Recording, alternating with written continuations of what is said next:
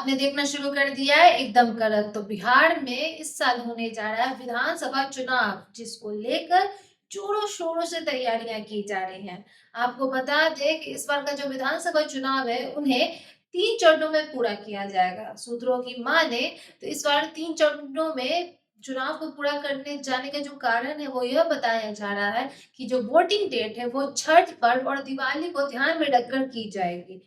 आपको बता दें कि चुनाव आयोग जो है वो इस महीने यानी जून को बिहार के लिए निकल चुकी है। मतलब बिहार आएगी और चुनाव की जितनी भी चर्चाएं हैं उन पर बैठक करेगी और चर्चाएं करेगी।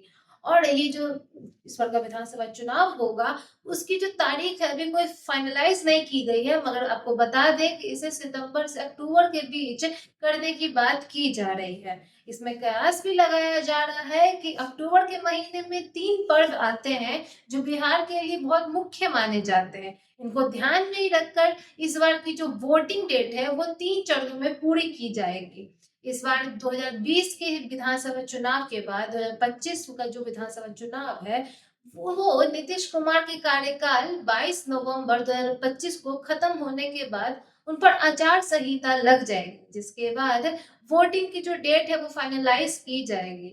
और पहले हफ्ते यानी सितंबर के पहले हफ्ते से वोटिंग जारी कर दी जाएगी, वोटिंग की डेट। और ये 1 महीना तक ये प्रोसेस चलता रहेगा। और अक्टूबर की जो महीने में जितने भी पर्व त्योहार आ रहे हैं उनको ध्यान में रखकर 3 चरणों में इसकी प्रोसेस को कंप्लीट किया जाएगा। और नवंबर के पहले हफ्ते में या दूसरे हफ्ते में इसके नतीजे भी जारी कर दिए जाएंगे कि विधानसभा चुनाव में इस बार किसकी जीत। आपको बता दें कि 2020 के विधानसभा चुनाव में एनडीए ने 125 सीटें हासिल की थी। तेजस्वी यादव के नेतृत्व वाले गठबंधन ने 110 सीटें जीती थी। वहीं आरजेडी ने 75 सीटों के साथ सबसे बड़ी पार्टी के रूप में उभरी थी। इसके बाद बीजेपी ने 74 सीटें जीती थी।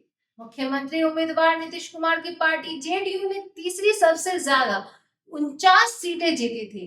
एआईएमआईएम ने 5 सीटों पर जीत हासिल की थी। कांग्रेस ने 70 सीटों पर चुनाव लड़ा था, इसमें से वो 19 सीटों पर जीत हासिल कर पाई थी। तीनों वामपंथी दलों ने मिलकर 29 सीटों पर चुनाव लड़ा था और 16 सीटें जीती थी। इस बार के विधानसभा चुनाव यानी 2025 के चुनाव में मुख्यमंत्री नीतीश कुमार बनेंगे एनडीए का फेस। और आपको बता दें कि एनडीए का जो जो नेतृत्व है वो नीतीश कुमार की ओर से लड़ा जाएगा। और साथ ही साथ 2005 में भी एनडीए के जो फेस थे वो मुख्यमंत्री नीतीश कुमार ही रहे थे।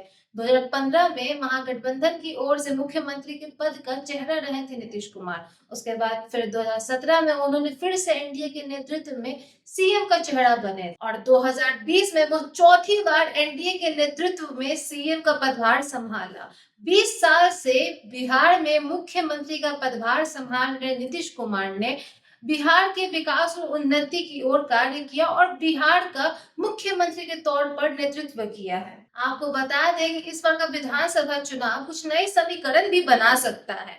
बिहार में इस बार विधानसभा चुनाव में एनडीए का नेतृत्व करते हुए चुनाव लड़ रहे हैं नीतीश कुमार। वहीं महागठबंधन के लिए अभी तक सीएम के चेहरे का नेतृत्व गठबंधन के लिए नेतृत्व कौन करेगा इसकी फेस की चर्चा अभी तक नहीं की। वहीं तेजस्वी यादव महागठबंधन की सरकार गठन करने का दावा कर रहे हैं, जिसको बार बार कांग्रेस की सरकार यानी कांग्रेस खंडन करती जा रही है। वहीं इस बार प्रशांत किशोर की पार्टी भी विधानसभा चुनाव के लिए तैयार है, जिससे इस बार की चुनाव में नई समीकरण बनते हुए दिख रहे हैं। मगर इस बार विधानसभा चुनाव जो है वो कुछ मायनों पर लड़ा जा रहा है। इस बार किसी जाति या धर्म के ऊपर इस बार विधानसभा चुनाव नहीं लड़ा जाएगा। इस बार मुद्दे कुछ अलग है। इस बार का मुद्दा रोजगार को लेकर है, अच्छी स्वास्थ्य को लेकर है, बिहार की उन्नति को लेकर है, महिला सशक्तिकरण को लेकर है।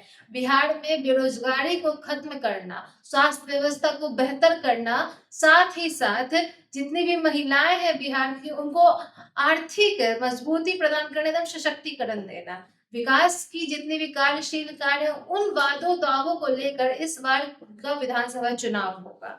इस बार की जनता उन्हें ही वोट देगी, उन्हीं के पक्ष में होगी जो इन कामों को पूरा करने में सक्षम हो सकते हैं और बिहार को एक नई ऊंचाइयों की ओर ले जा सकते हैं। बाकी ये बिहार की जनता का फैसला होगा कि वो इस बार के विधानसभा चुनाव में किसे सीएम का पदभार देना चाहेगी। बाकी आपकी क्या राय है इस पर कमेंट बॉक्स में हमें बताएं और विधानसभा चुनाव में आप किसे सीएम के फेस के रूप में देखना चाहते हैं, हमें कमेंट बॉक्स में इस बारे में बताएं। और ऐसी अपडेट्स के लिए बने रहे एकदम कड़क के साथ, सब्सक्राइब करें, बेल आइकन प्रेस करना ना भूलें ताकि आपसे कोई भी अपडेट मिस ना हो जाए। और एकदम कड़क देखने के लिए धन्यवाद।